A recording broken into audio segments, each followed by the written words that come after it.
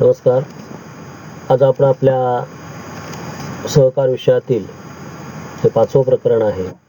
सहकारी संस्थांचे हिशेब आणि हिशेब तपासणी याचा अभ्यास करणार आहोत.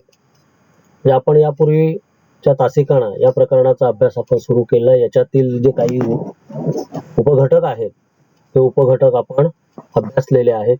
हिशेब तपासणी म्हणजे काय हे बघितलंय. हिशेब तपासणीचे प्रकार आपण बघितलेत. अंकेक्षण वर्गीकरण म्हणजे काय, ते कसं केलं जातं याचा अभ्यास केलाय. तर हे जे हिशेब आहेत किंवा ही जी हिशेब तपासणी आहे, या हिशेबांची जी तपासणी केली जाते, या हिशेब आणि हिशेब तपासणीबाबत महाराष्ट्र सहकारी संस्था कायदा 1960 मध्ये ज्या तरतुदी आहेत त्या तरतुदींचा आपण अभ्यास या ठिकाणी या तासिकेला करणार आहोत. त्याबाबतची माहिती आपण या तासिकेला घेणार आहोत.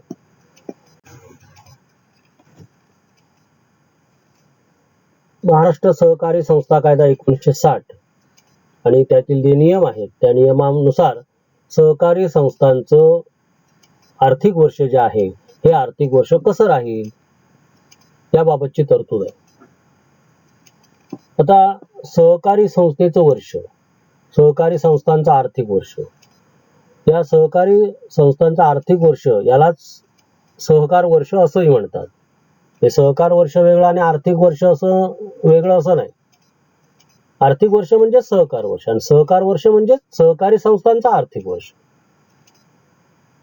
आता आपलं जे वर्ष जेव्हा आपण सांगतो तेव्हा कसं सांगतो, तर 1 जानेवारीला सुरू होतं. 1920 हे वर्ष. 1920 1 जानेवारीला सुरू होतं आणि 31 डिसेंबरला संपतं. हे सर्वसामान्य लोकांच्या बाबतीत, तुमच्या माझ्या बाबतीत. आता आपल्या देशाच्या अर्थव्यवस्थेचा विचार जर आपण केला तर आपलं आर्थिक वर्ष कधी सुरू होतं, तर 1 एप्रिलला सुरू होतं आणि 31 मार्चला ते संपतं. म्हणजे आपले आर्थिक व्यवहार हे या कालावधीतले गृहीत धरतात. एका वर्षामध्ये केलेले हे आर्थिक व्यवहार आहेत असं ज्यावेळी आपण म्हणतो त्यावेळी त्याचा अर्थ काय असतो, 1 एप्रिल ते 31 मार्च या कालावधीमध्ये झालेले हे सगळे आर्थिक व्यवहार आहेत. तसंच सहकारी संस्थांनी त्यांचे जे व्यवहार आहेत हे व्यवहार 1 एप्रिलला सुरू करायचे आणि 31 मार्चला पूर्ण करायचे.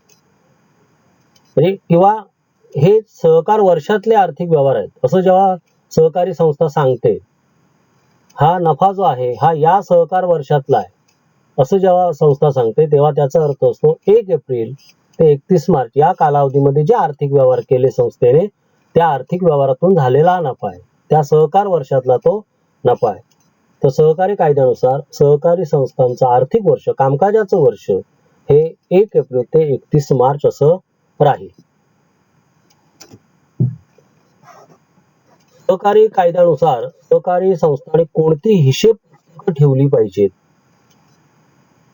ते सुद्धा कायद्यामध्ये नमूद केलेलं आहे. आणि ही हिशेब पुस्तकं ठेवणं हे कायद्यानं बंधनकारक आहे. प्रत्येक सहकारी संस्थेमध्ये ही पुस्तकं ही असली पाहिजे.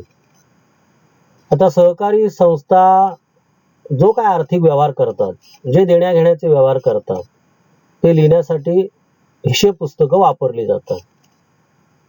ही हिशेब पुस्तकं जी आहेत या हिशेब पुस्तकांच्यावरून हिशेब तपासणी करतो, ऑडिट करतो. त्यामुळं ही हिशेब पुस्तकं संस्थेकडे उपलब्ध असली पाहिजेत आणि ही हिशेब पुस्तकं ही संस्थेनं अद्ययावत आणि अचूक अशा प्रकारे लिहून ठेवणं हे आवश्यक आहे.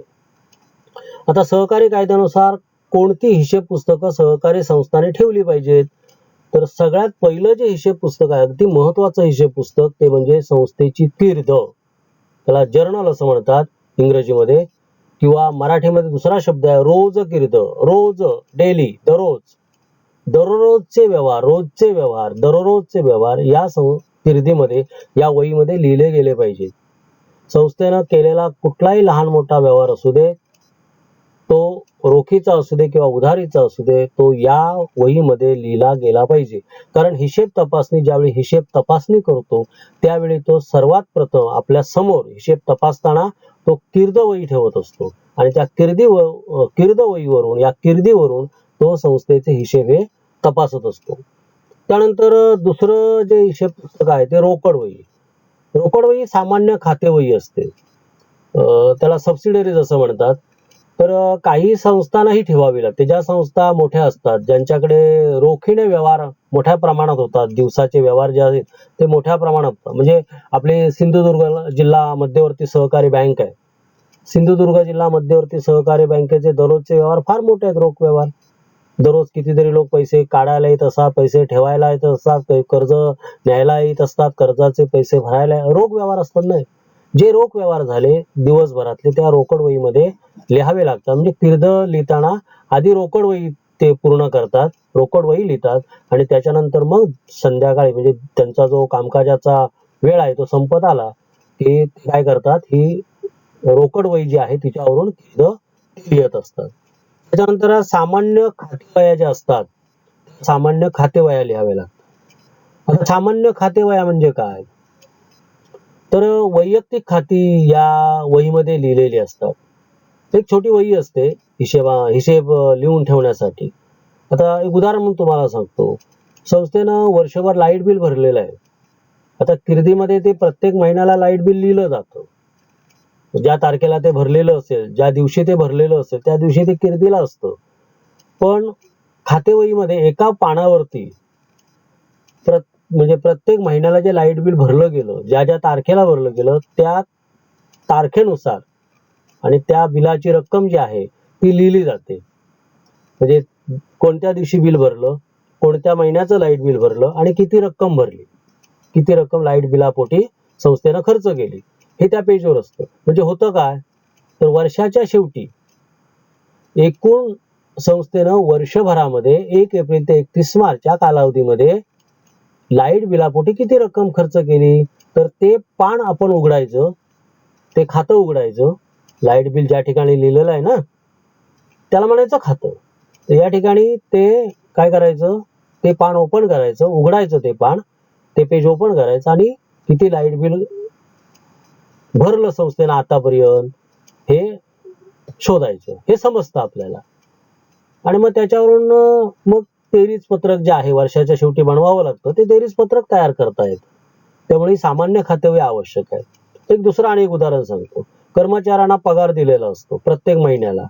मग ते तसं एक खातं त्याच वहीमध्ये सामान्य खातेवहीमध्ये कर्मचारी पगार खाते असं लिहायचं, पगार खाते असं लिहायचं.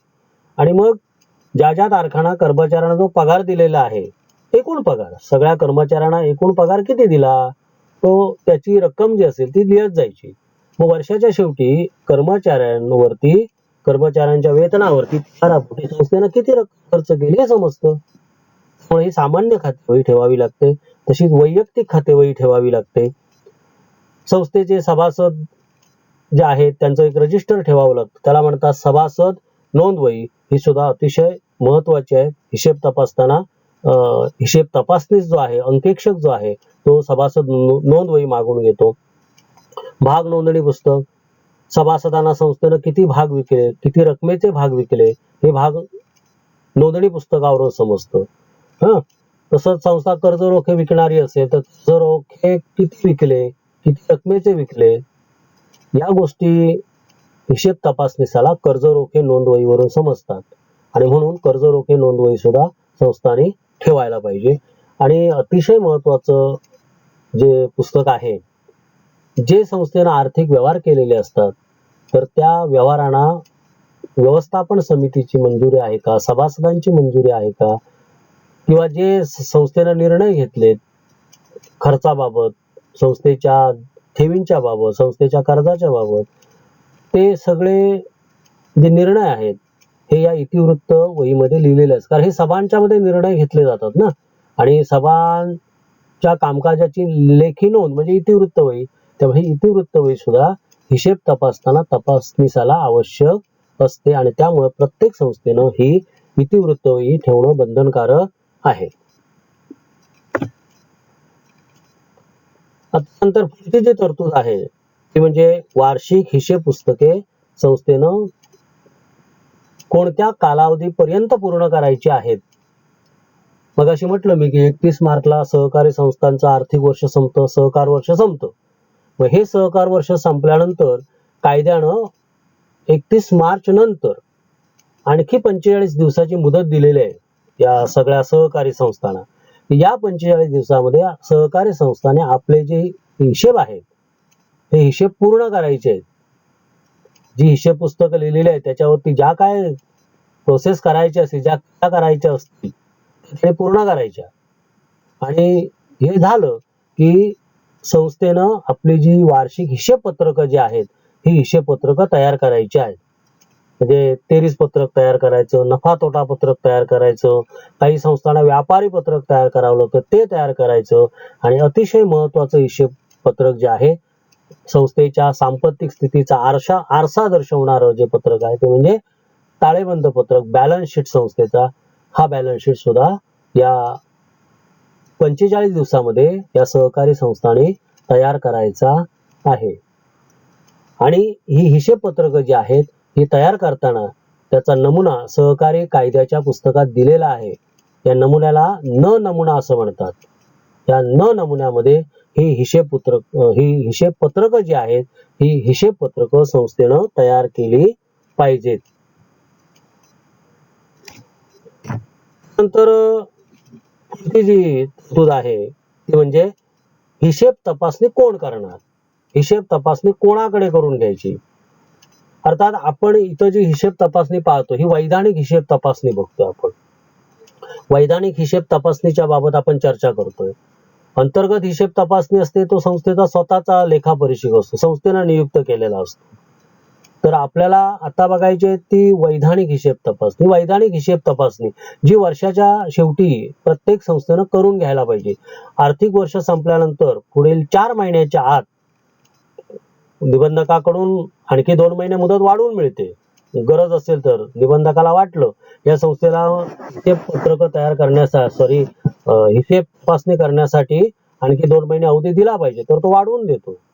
पण कायद्यानं जी अगदी सुरुवातीची जी मुदत दिलेली आहे ही 4 महिने मुदत दिलेली आहे. 31 मार्च नंतर 4 महिन्याच्या आत म्हणजे एप्रिल, मे, जून आणि जुलै या 4 महिन्याच्या आत संस्थेनं काय करायचं, आपले हिशेब जे आहे ते पूर्ण करून हिशेब तपासणी या हिशेब तपासणीकडून करून घ्यायची आहे. आता हे संस्थेचे हिशेब कोण तपासणार, म्हणजे वैधानिक हिशेब तपासणी जी आहे कोण करणार, तर शासनाचा जो हिशेब तपासणीचा आहे, शासन मान्य हिशेब तपासणी, शासनानं सहकारी संस्थांवर नियंत्रण ठेवण्यासाठी जो अधिकारी नेमलेला आहे ज्याला आपण निबंधक असं म्हणतो, या निबंधकानं हा हिशेब तपासणी, हा ऑडिटर, हा अंकेक्षक नियुक्त केलेला असतो. आणि या अंकेक्षकाकडूनच काय करायचं आहे, हिशेब तपासणी ही करून घ्यायची आहे. वैधानिक हिशेब तपासणी ही कायद्यानं शासन मान्य लेखा परीक्षकाकडून, अंकेक्षकाकडून करून घेतली पाहिजे. आणि मगाशी म्हटल्याप्रमाणे आर्थिक वर्ष संपल्यापासून 4 महिन्याच्या आत ही हिशेब तपासणी संस्थांनी करून घ्यायची आहे. तर अशा प्रकारची महत्वाची तरतूद या हिशेब तपासणीच्या बाबतीत सहकार कायद्यामध्ये आहे. तर आणखी एक आपण हिशेब तपासणीबाबतची तरतूद बघणार आहोत ते म्हणजे हिशेब तपासणी. ज्यावेळी हिशेब तपासणी करतो त्यावेळी तो कोणत्या बाबींची तपासणी करतो, काय तपासतो तो. तुम्हाला मागाशी म्हटलं की ज्यावेळी हिशेब तपासणी करतो त्यावेळी पहिल्यांदा तो आपल्यासमोर किर्द जी आहे ती ठेवतो. त्यामुळे त्या किर्दीमध्ये त्याला संस्थेला कोणकोणत्या मार्गाने पैसे मिळाले, संस्थेची दररोजची जमा कळते, दररोजचा खर्च करतो. तर किर्दीमध्ये दर दिवशीचे व्यवहार लिहिलेले असतात. आणि त्यामुळं संस्थेची जमा आणि संस्थेची खर्च रक्कम जी आहे ही त्यानं तपासायची आहे. जमा रक्कम तपासायची म्हणजे किर्दीमध्ये लिहिलेलं आहे अमुक व्यक्तीकडून सभासदाकडून पैसे आले, कर्जदाराकडून पैसे आले, तर त्याच्या ज्या पावत्या असतात त्या पावत्या बघाव्या लागतात. म्हणजे जमा पैसे झाल्याबद्दल त्या कर्जदाराला किंवा त्या सभासदाला किंवा त्या ठेवीदाराला जी पावती दिली जाते ना, त्या पावत्या, त्याची जी स्थळप्रत असते, कार्बन कॉपी असते, ती संस्थेकडे असते. ती तो तपासतो, ती आहे की नाही तो बघतो. म्हणजे किर्दीमध्ये पैसे जमा झालेत असं दिसलं म्हणून तिथं तो टिकमार्क करत नाही. तर ते काय 500 रुपये जमा झाले असतील, 1000 रुपये जमा झाले असतील, ते त्याची पावती आहे का, संस्थेनं ठेवली आहे का, संस्थेनं पावती संबंधित व्यक्तीला दिली झाली की तो बघत असतो. तसं संस्थेनं जो खर्च केलाय, संस्थेनं एक 200 रुपयाची स्टेशनरी खरेदी केली असेल तर त्या स्टेशनरीची पावती, ज्या दुकानदाराच्याकडून स्टेशनरी खरेदी केली त्याच्याकडून पावती आणावी लागते. ती खर्च फाईलला पावतीशी संबंधित खर्च फाईल असते, खर्च पावत्यांशी संबंधित त्या फाईलला तो तपासत असतो, ती बघतो तो, तेव्हाच तो खर्च मान्य करतो तो. तर संस्थेची खर्च रक्कम सुद्धा तो बघतो. संस्थेनं जे दिलेलं कर्ज आहे ते कर्ज सुद्धा तो बघतो. या कर्जाला व्यवस्थापन समितीची मान्यता आहे का ते बघतो. कर्ज मंजूर केलंय का व्यवस्थापन समितीमध्ये, जे कर्ज दिलंय ते बघतो. त्याला जर वाटलं ना, तुमच्या माहितीसाठी सांगतो, त्याला जर वाटलं तर या कर्जदारांना तो आपल्या समक्ष बोलावून घेतो. त्याला रुजवात करणे असं सहकारी परिभाषेमध्ये म्हणतात. तो बोलवायला सांगणं, या कर्जदारांना बोलवून आणा, या व्यक्तींना ज्यांनी कर्ज घेतलंय ते. काही ठराविक, सगळ्यांनाच नाही बोलवत. आणि मग त्यांना तो विचारतो, तुम्ही कर्ज घेतलंय का, किती घेतलंय, कशासाठी घेतलंय, किती परत केलंय, कोणाला जामीन, इन्व्हेस्टिगेशन थोडक्यात. म्हणजे खरेपणाची तपासणी, हिशेबांच्या खरेपणाची तपासणी तो करतो. तर हिशेब तपासणं म्हणजे काय टिक मार्क करणं असं नाहीये ते. हे सगळं अगदी सखोल परीक्षण हिशेबांचं केलं जातं आणि जे कागदपत्र त्या हिशेबांशी संबंधित आहेत ती बघतो तो. जर तसं नसेल तर ते हिशेब जे आहेत ते नाकारतो तो, ते व्यवहार नाकारतो. तसंच संस्थेच्या थकबाकीची रक्कम, कर्ज दिलेलं आहे, कर्ज वेळेत किती वसूल झालंय, किती कर्ज वसूल झालेलं नाही, याबाबत सुद्धा माहिती घेतो. संस्थेची रोख शिल्लक जी आहे ती रोख शिल्लक तो तपासतो. संस्थेनं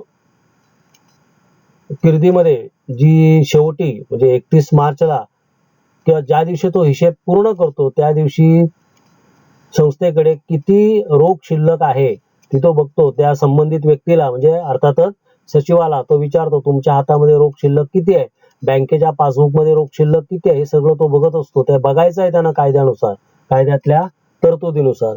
आणि संस्थेची जी जिंदगी आणि मालमत्ता ताळेबंदात दाखवलेली आहे हे सगळं आहे का, ही जिंदगी आणि मालमत्ता ही तो तपासतो. संस्थेचा डेड स्टॉक तो बघतो, संस्थेची मालमत्ता वही तो तपासतो. मालमत्ता त्याला दाखवावी लागते. त्यानं जर सांगितलं की मला हे सगळं बघायचं आहे, तुमची इमारत बघायची आहे किंवा तुमचं जे काय आहे, समजा संस्थेनं मालमत्तेमध्ये, स्थावर मालमत्तेमध्ये झाडं दाखवलेली असते, जमीन दाखवलेली असते, तो बघतो, तो दाखवतो. संबंधित कागदपत्र बघतो मागायला, तर बघायला तो मागतो. अशा सगळ्या गोष्टी या ठिकाणी असतात. तर आज आपण या पिरियडला, या तासिकेला आपण फक्त हे 5 जे मुद्दे आहेत हिशेब तपासणीबाबतच्या कायदेशीर तरतुदीबाबतचे, हे 5 मुद्दे आपण या ठिकाणी आज बघूया. हे एवढे मुद्दे आज पहिल्यांदा समजावून घेऊ आपण. हा व्हिडिओ तुम्ही बघा, म्हणजे 5 मुद्दे तुमच्या लक्षात येतील. सोबत पाठवलेल्या नोट्स आहेत त्या वाचा, त्या लिहून घ्या. पुस्तक आपलं जे आहे ते पुस्तक तुम्ही वाचा, म्हणजे या हिशेब तपासणीबाबतच्या तरतुदी, या 5 तरतुदी आहेत त्या तुमच्या लक्षात येतील. राहिलेल्या ज्या तरतुदी आहेत त्या उद्याच्या तासिकेला आपण त्या बघूया. धन्यवाद.